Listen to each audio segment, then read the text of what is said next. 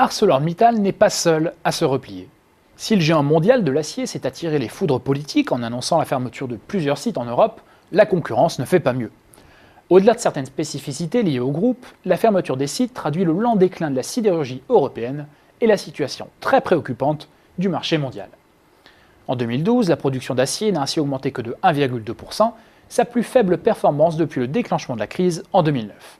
C'est dans l'Union européenne que la situation est la plus dramatique, puisque la production s'y est contractée de 4,7%. Un déclin dont rendent bien compte les ventes d'ArcelorMittal, en repli de 16% dans la région, et même son de cloche outre-Rhin, où l'allemand ThyssenKrupp a vu ses ventes d'acier en Europe reculer de 14%. Ces derniers chiffres accablent encore un peu plus l'Europe de l'acier. Pourtant, cette tendance est structurelle. Seuls 3 des 30 principaux sidérurgistes mondiaux sont européens.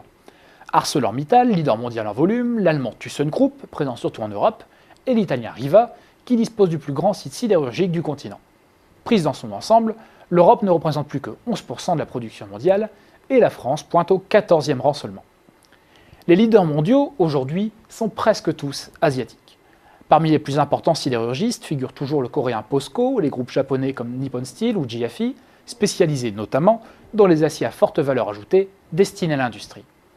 Durant ces dernières années, ce sont pourtant les groupes chinois comme Hebei Iron and Steel ou Baosteel, ou encore l'indien Tata Steel, qui ont affiché la croissance la plus spectaculaire en captant le boom du secteur de la construction en Asie.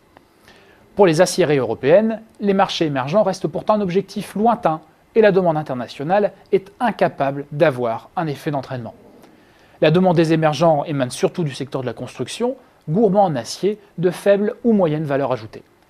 Avec des marges extrêmement réduites, seule la production locale est rentable et l'exportation depuis l'Europe est pratiquement impossible.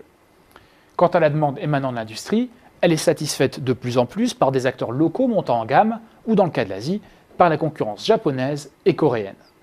Dans ce contexte, la seule issue possible pour les sidérurgistes européens est d'aller capter la croissance localement et de réduire la voilure en Europe.